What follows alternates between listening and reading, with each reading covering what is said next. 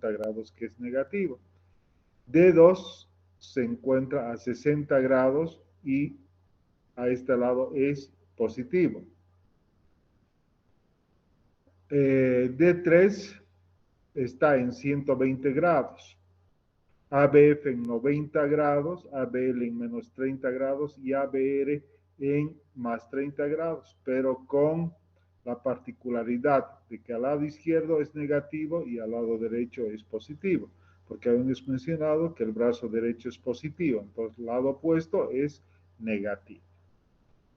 Este sistema es útil que ustedes tengan en mente para poder sacar el eje eléctrico.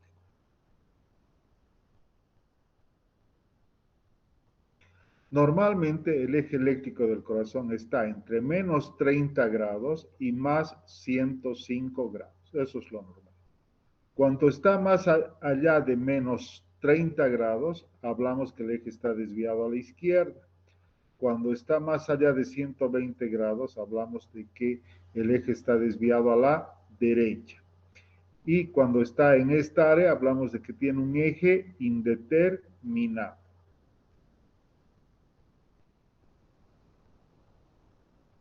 Acá el eje eléctrico del QRS, como ven, este vector está desplazado a la derecha.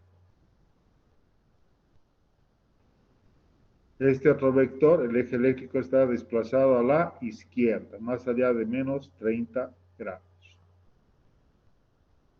Y existen dos formas de sacar el eje eléctrico. Una, usando estos vectores, donde acá tienen la derivación D1, sigan el láser, ¿no es cierto?, que va entre 0 grados y menos 180 grados, es la derivación D1. La derivación D2 está en 60 grados, generalmente el eje eléctrico está sobre la derivación D2, y D3 está a 120 grados. Entonces, lo que se hace es lo siguiente. Se mide la altura de la onda aérea en milímetros, ¿no es cierto? Por ejemplo, acá mide 16 milímetros en la derivación de 1 y es positivo. Entonces, contamos sobre este eje de la derivación de 1, 16 milímetros, más o menos hasta acá, ¿no es cierto? A ver, un minutito. Te llamaré en una media hora, estoy dando clases. Ya, chao, chao. Entonces, les decía, vamos a tomar dos ejes, la derivación de 1 y la derivación de 3. Sobre D1 es positivo, 15 milímetros.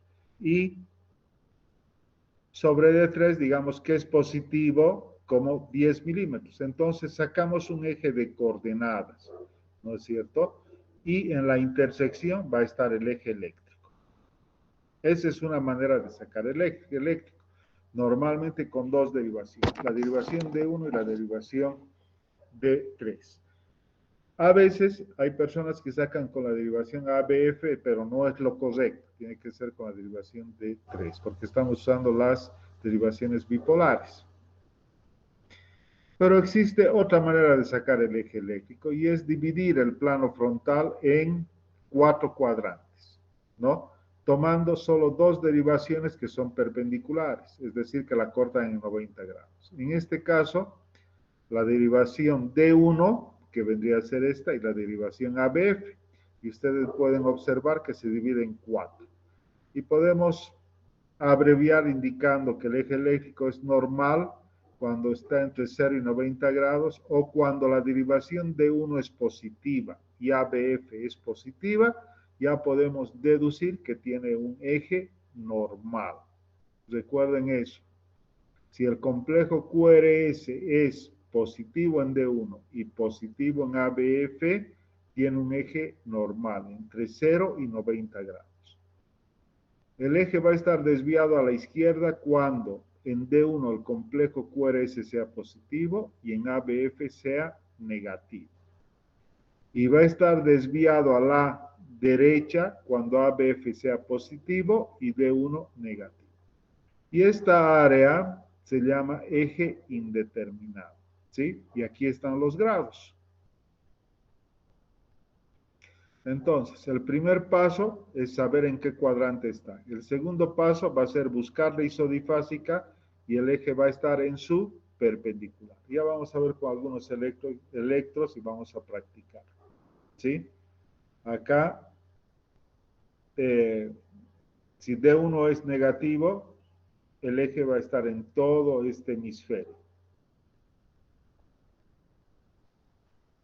Si ABF y D3 son negativos, va a estar en el hemisferio superior.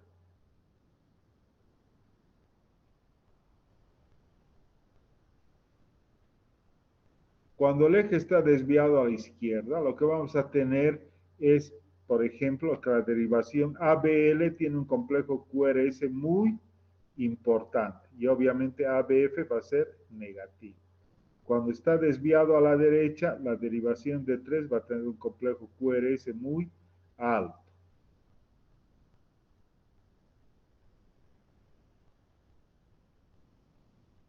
Otra forma relativamente rápida de poder saber dónde está el eje es medir la amplitud del complejo QRS en las tres derivaciones bipolares, D1, D2 y D3. Donde esté más alta, ahí va a estar seguramente cercano el eje. Y entonces mencionábamos para qué nos sirve sacar el eje. El eje puede estar desviado a la derecha o a la izquierda. Y hay varias causas. A la derecha por una causa mecánica, por ejemplo, en la inspiración, en el enfisema. Pero quiero que recuerden estas tres causas de desviación del eje a la derecha. La hipertrofia ventricular derecha, el bloqueo de rama derecha y el hemibloqueo posterior izquierdo. Estas otras son mucho menos frecuentes, pero estas tres sí.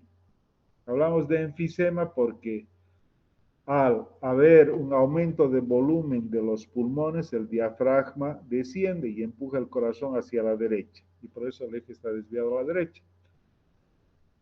El eje está desviado a la izquierda, por ejemplo, cuando hay ascitis, cuando sucede lo contrario, cuando el abdomen es muy globuloso y empuja el diafragma hacia arriba, el corazón se horizontaliza y el eje va hacia la izquierda. Pero también necesito que recuerden estas tres causas: la hipertrofia ventricular izquierda, el bloqueo de rama izquierda y el hemibloqueo anterior izquierdo. Algunas formas de Wolff, Parkinson, White también pueden desviar el eje.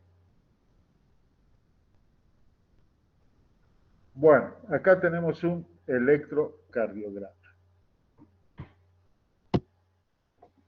Entonces hemos dicho que tenemos que sistematizarnos para la descripción. El ritmo. Entonces decimos ritmo sinusal cuando la onda P es positiva en D1 como se ve acá, positiva en D2 como se ve acá, positiva en ABF y negativa en ABL. Cuando se cumplen esos criterios ya decimos que tiene un ritmo sinusal, que el estímulo parte del nódulo sinusal.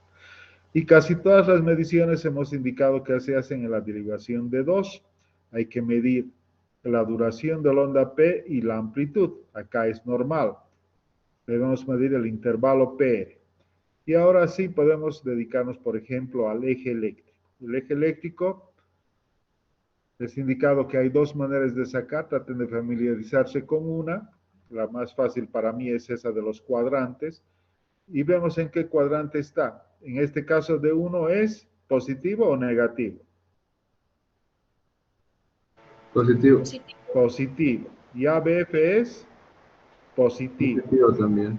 Entonces ahí podemos decir que el eje está entre 0 y 90 grados. Es decir, con esta derivación y esta otra ya sabemos en qué cuadrante está.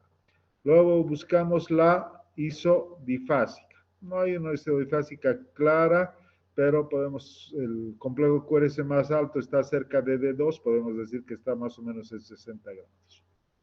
Luego se mide el intervalo, la duración del complejo QRS, el segmento ST, que normalmente no se mide, pero ustedes vean que es ascendente, la onda T, que sigue la polaridad del complejo QRS, y se mide el intervalo QT, que es normal. Entonces podemos decir que este electrocardiograma es normal. Acá, lo propio. Como estamos en esa idea de medir ejes, vemos El complejo QRS. ¿En D2 es positivo? Sí. El complejo QRS es positivo, ¿verdad? Y en ABF es positivo. Pero si ustedes ven acá, el complejo QRS es isodifásico, es decir, que tiene un componente positivo y negativo de similar amplitud en la derivación D1. Este complejo que estoy señalando con el láser es un complejo isodifásico. Eso significa que el eje eléctrico va a estar en su perpendicular. Perpendicular de D1 es ABF. Y como ABF es positiva, el eje está en 90 grados. Este también es un electrocardiograma normal.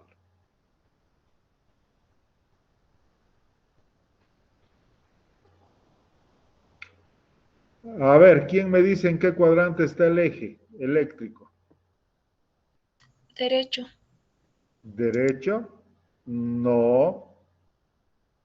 Tiene que ser el rango normal. ¿Qué dices?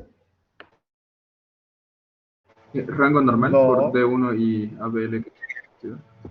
Desviado a la izquierda. Perfecto, desviado a la izquierda. ¿Por qué? Porque D1 es positivo y ABF, que esta es negativa. Entonces el eje está desviado a la izquierda. ¿Qué causas hemos dicho que son las más frecuentes? Wall Parkinson White. No. Les he dicho que Bloqueo de rama. Hipertrofia ventricular izquierda. Hipertrofia ventricular Bloqueo de rama es una, izquierda y después la hemibloqueo otra es anterior izquierdo. hemibloqueo anterior y el izquierdo. bloqueo de rama izquierda, ¿no? Entonces tiene un hemibloqueo anterior izquierdo y lo que ven tiene aparte de eso una bradicardia, tiene un corazón lento. Y si ustedes se fijan, acá tiene una onda P y acá tiene una onda P. Esta no conduce y esta conduce. Esta no conduce y esta conduce. Entonces, este es un bloqueo auriculoventricular de segundo grado con hemibloqueo anterior izquierdo.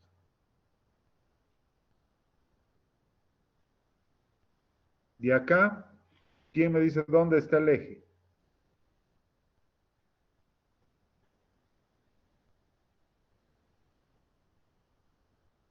Eje indeterminado. No. No. No. Tiene isodifásico. A ver. ¿Cómo es el complejo QRS en D1? Sí. ¿Positivo o negativo? Negativo. ¿Y cómo es en ABF? Isodifásico. Bueno, podríamos decir que es, si quieren, ya isodifásico, ligeramente positivo. Eso significa que al ser D1 negativo, el eje está desviado a la derecha, a la extrema derecha. Entonces, ¿cuáles eran las causas de eje desviado a la derecha? Un enfisema. Hipertrofia ventricular derecha. Bloqueo de rama derecha. Izquierdo. Y en mi bloqueo posterior izquierdo, este paciente tiene una hipertrofia ventricular derecha por estas Rs altas en B1. ¿Ya?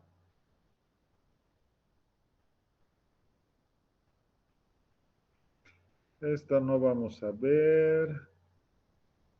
Esta tampoco. Esta podemos ver. A ver, ¿es un ritmo regular o no?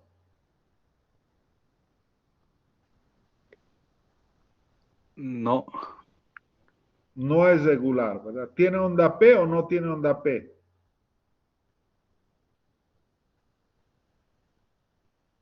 No tiene onda P, ¿verdad? No tiene onda P. Porque cuando vean la onda P las van a ver de la misma morfología y a la misma distancia. No tiene onda P y el ritmo es irregular. ¿Y el eje eléctrico dónde está? A ver, ¿quién me dice dónde está el eje eléctrico?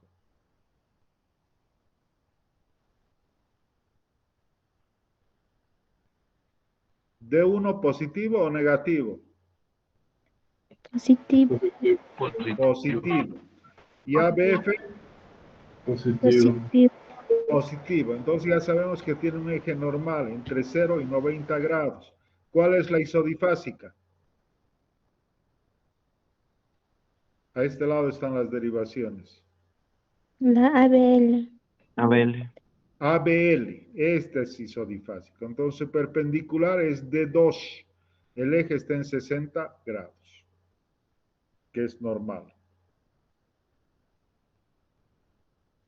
Esto no vamos a ver. Esto pasamos. Ya. Bueno, hasta ahí el eje eléctrico. Ahora tenemos tiempo y vamos a hablar de hipertrofias auriculares e hipertrofias ventriculares.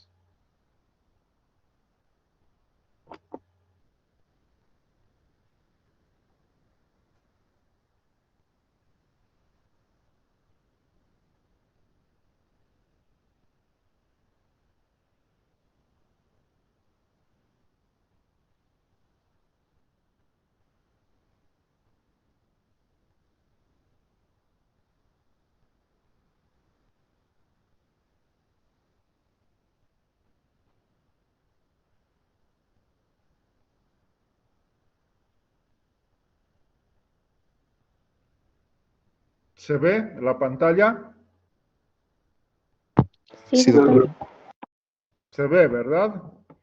Bueno, vamos a hablar entonces al siguiente tema de agrandamientos auriculares y agrandamientos ventriculares. Hablamos de la onda P, que viene a ser esta, que normalmente hemos dicho es positiva en D1, en D2 y en ABF. En D3 puede ser positiva o negativa y en B1 puede ser bifásica. El eje eléctrico de la onda P no los voy a pedir. La duración va entre 0.08 a 0.10 de segundo. Eso es lo que ya mencionamos ayer. Y la altura hasta 2.5 milímetros. Acá estamos viendo, entonces esta es la onda P y esta es la altura. Tiene esta 1, 2, casi 3 milímetros de altura, es decir, un poquito alta.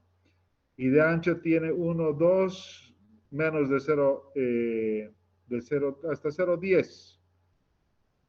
Y la primera parte de la onda P corresponde a la despolarización de la aurícula derecha. Y la segunda parte de la onda P corresponde a la despolarización de la aurícula izquierda.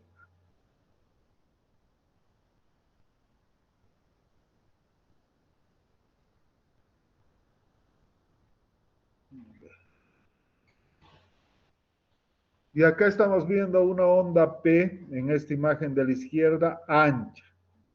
De la aurícula derecha inicial y la aurícula izquierda posterior.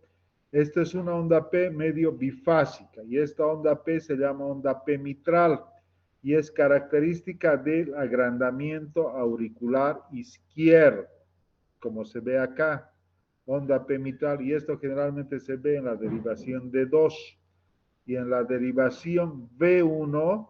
La primera parte hemos dicho corresponde a la aurícula derecha, esta que estoy señalando, y la segunda parte a la aurícula izquierda.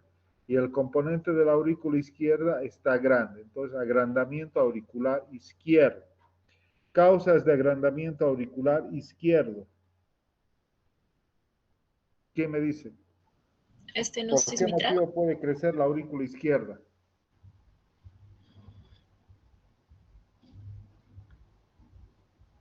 Una insuficiencia mitral y una estenosis. Una valvulopatía mitral, ¿no es cierto? Es lo más frecuente, particularmente la estenosis mitral. La hipertensión arterial, valvulopatías aórticas, cualquiera de estas circunstancias puede generar agrandamiento auricular izquierdo. ¿Y por qué motivo puede crecer la aurícula derecha? Que como ven acá es una onda P alta, acuminada, puntiaguda. ¿Cuáles son las causas de agrandamiento auricular derecho? Insuficiencia tricuspidia. Es más frecuentemente pacientes con hipertensión pulmonar.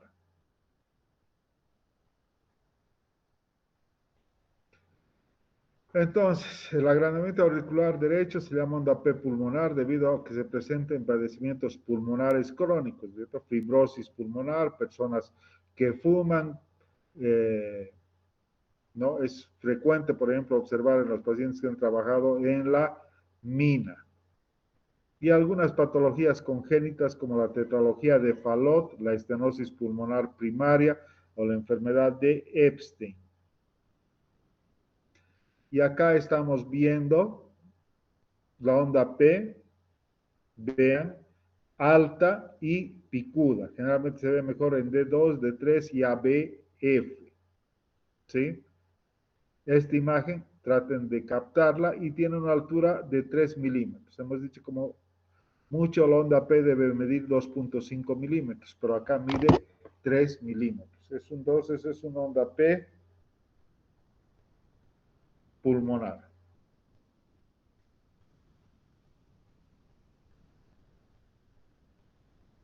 Por el contrario, el crecimiento de la aurícula izquierda nos va a dar esta onda P bifásica, ancha, ¿no? Y hemos hablado de las valvulopatías mitrales, valvulopatías aórticas, de la hipertensión arterial. Y en B1, otra de las características del agrandamiento auricular izquierdo es que el segundo componente es más ancho, más profundo.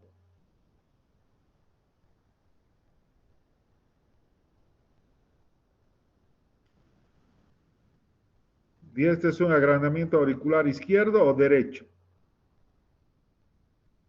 Izquierdo. Izquierdo. Izquierdo. P mitral.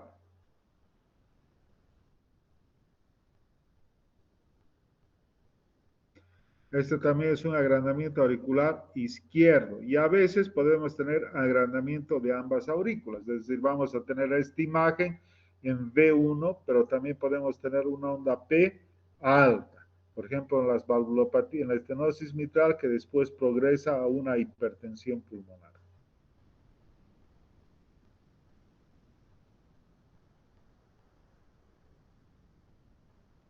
Bueno, hasta ahí con agrandamientos auriculares. Ahora vamos a hablar de agrandamientos ventriculares. Acá a la derecha están viendo el corazón con dos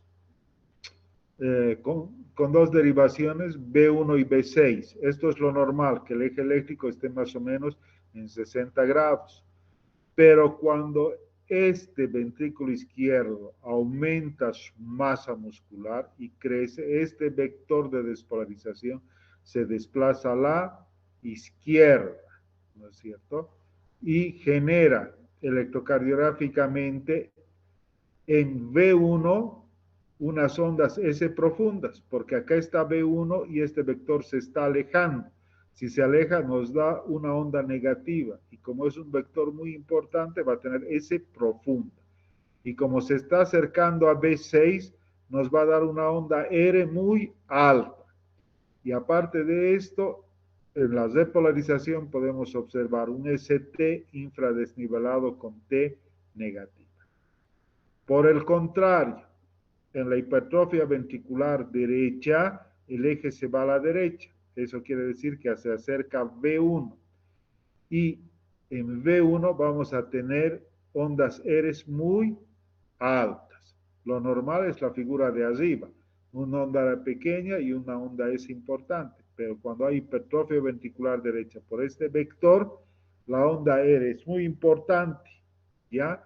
Y en V6 vamos a tener esas S profundas. Esas son algunas características del agrandamiento ventricular izquierdo y agrandamiento ventricular derecho. Causas de agrandamiento ventricular izquierdo. ¿Qué me dicen? ¿Por qué puede crecer el ventrículo izquierdo?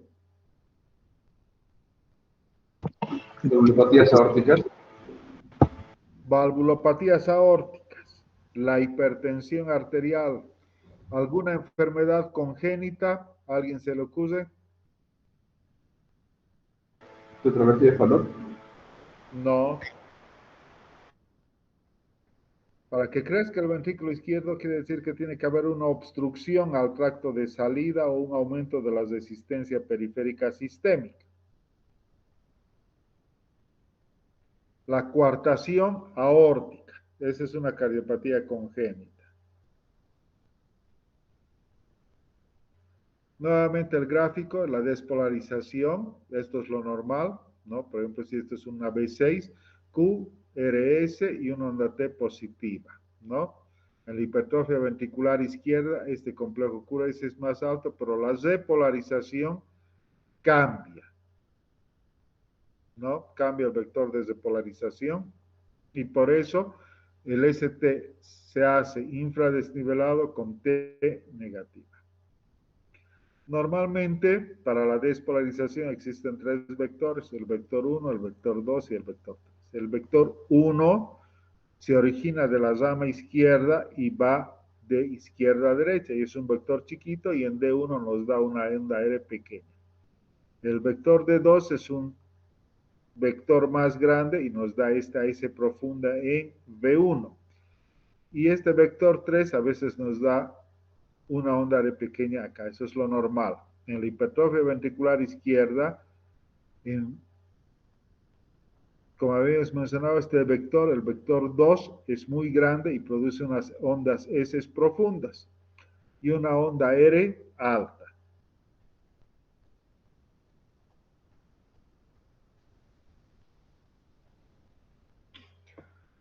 Y cuando hablamos de agrandamiento ventricular izquierdo, existen ciertos signos, ciertos elementos que nos van a hacer el diagnóstico. Debemos tomar todos en cuenta.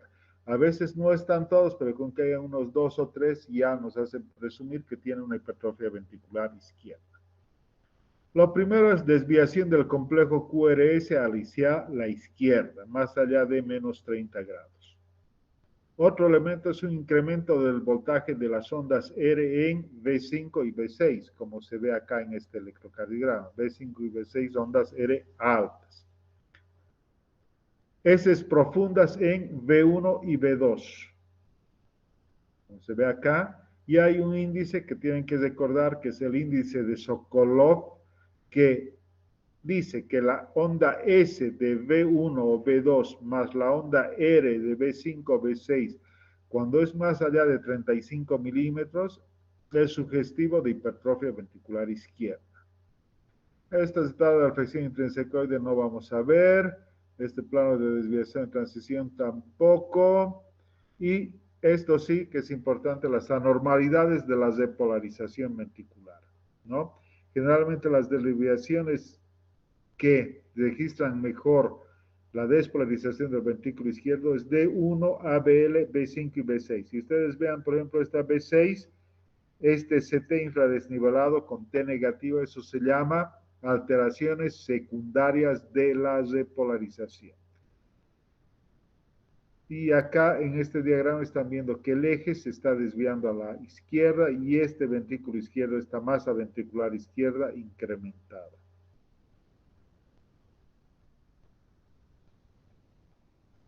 Acá tienen un electrocardiograma. El eje no está desviado a la izquierda. Tiene un eje normal porque D1 es positivo y ABF es positivo. Y el isodifásico es ABL, que está en 60 grados, pero tiene otros datos, ¿no es cierto? Tiene Rs muy altas en B4, B5 y B6, ¿no? Y S profundas en B1 y B2. Y tiene estas alteraciones en la repolarización.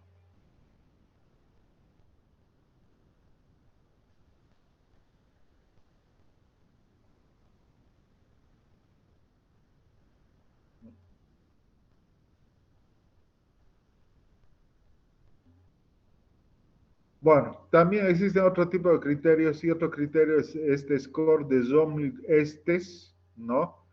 Y entre los criterios que les da un puntaje, tome, por ejemplo, estos elementos. Cualquier R o S en miembros mayor de 20 milímetros, ¿no? O S en B1 mayor de 30 milímetros, o R en B5 mayor de 30 milímetros. Cambios del ST que hemos comentado hace un momento. Pero cuando las personas toman digoxina, ya se pueden presentar alteraciones en las repolarizaciones y que esas no las tomen en cuenta.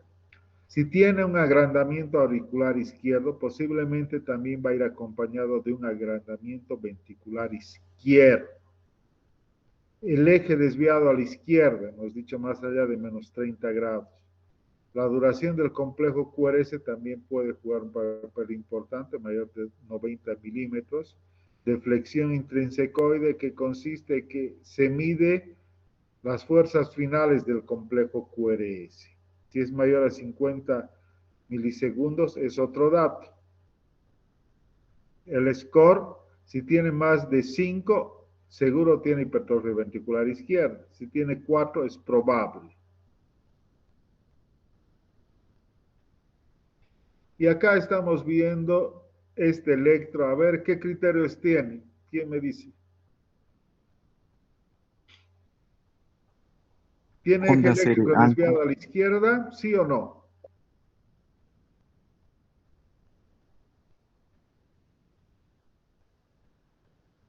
No tiene, ¿verdad? Porque D1 es positivo y ABF es positivo. No tiene el eje desviado a la izquierda. Medimos el índice de Sokolov, mayor, hemos dicho, la onda R de B5, B6 más la S de B1, B2. Medimos B5, por ejemplo, acá tiene 5, 10, 15, 20, 25, casi 30. Y sumamos acá la S, 35, 40, 45, 50. Entonces este criterio sí cumple. Tiene un Sokolov positivo. Alteraciones en las de polarización. Vean la derivación de 1 a BL, B4, B5 y B6 con esta T negativa y este ST infradesnivelado. También cumple. Las derivaciones de las extremidades mayores a 30, 5, 10, 15, 20, 25 no cumple. Otro criterio dice la onda de R en D1 más la S de D3 mayor a 25. Acá 5, 10, 15, 20, 25, 28. Ese sí cumple. Entonces, este ya nos habla de una hipertrofia ventricular izquierda.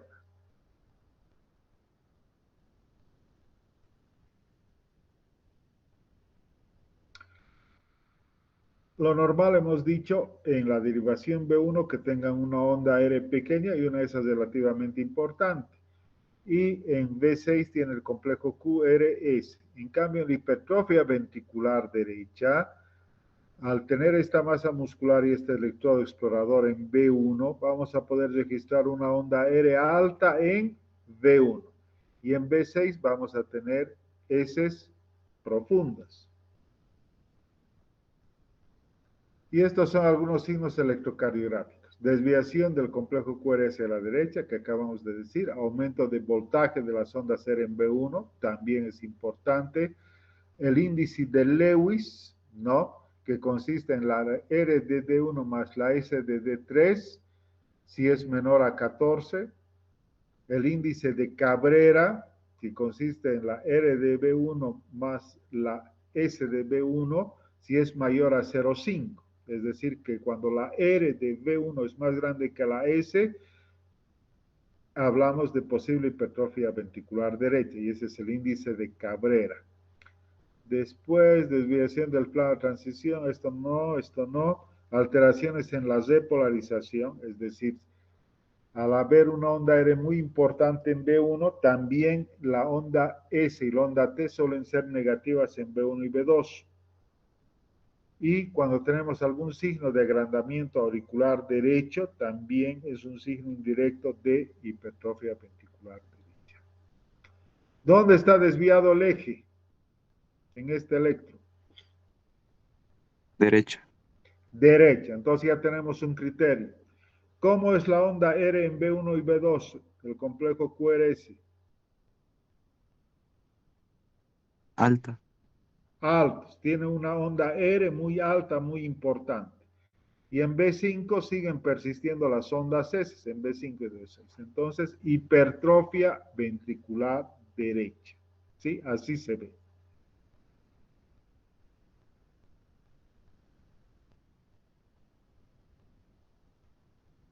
Y acá, ¿cómo está la onda P?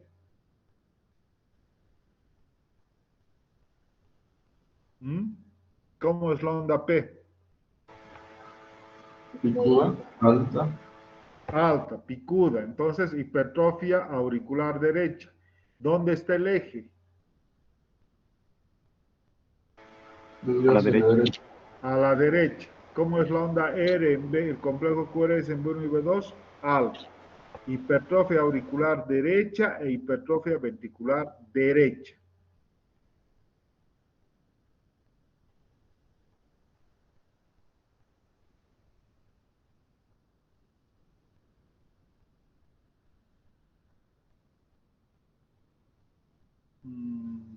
Lo mismo, hipertrofia ventricular derecha Y este sí es un electro de un paciente. ¿Dónde está desviado el eje?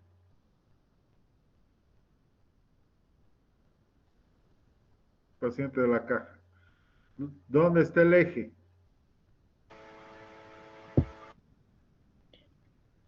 D1, ¿cómo es? ¿Positivo o negativo? Negativo. Negativo. Y ABF es, Positivo. entonces, desviado a la derecha. ¿Cómo es la onda P? En B1, Alta. Picuda. alta. Entonces, agrandamiento auricular derecho. Tiene una onda R alta en B1 y en B2, más hipertrofia ventricular derecha, con estas alteraciones de la depolarización. ¿Sí?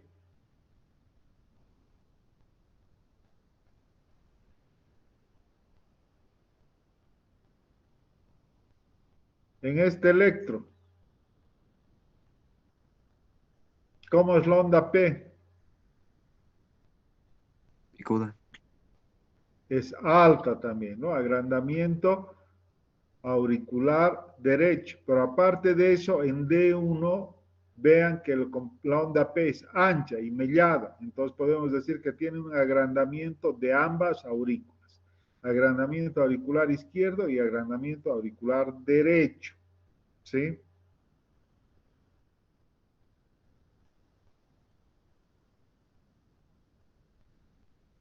Esto pasamos. Bueno, ¿alguna pregunta hasta acá?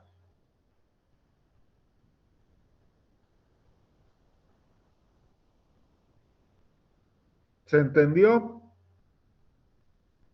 ¿Alguien quiere preguntar algo? Doctor, ¿cómo se llamaba ese criterio cuando se sumaba y tenía que dar más de 35 milímetros? Índice de Sokolov, que dice que la onda S en B1 o B2 más la onda R en B5 o B6, cuando es mayor a 35 milímetros, es un criterio de hipertrofia ventricular izquierda. Perfecto, doctor. Y no importa si es que va a ser, las ondas van a estar en sentido negativo o positivo, lo que importa es el contar los milímetros, ¿no? No te escucho muy bien, pero en general tienes que tratar de buscar todos los criterios que me he mencionado. Si tiene, digamos, un eje a la izquierda más un índice de Sokolov, seguramente es una hipertrofia ventricular izquierda. Y si tienes agrandamiento auricular izquierdo, lo propio.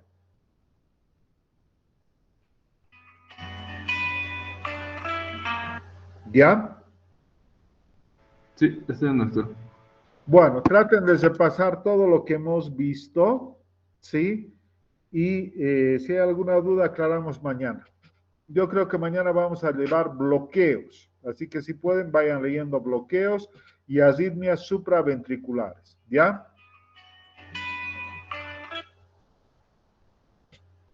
Listo, chicos, quedamos así.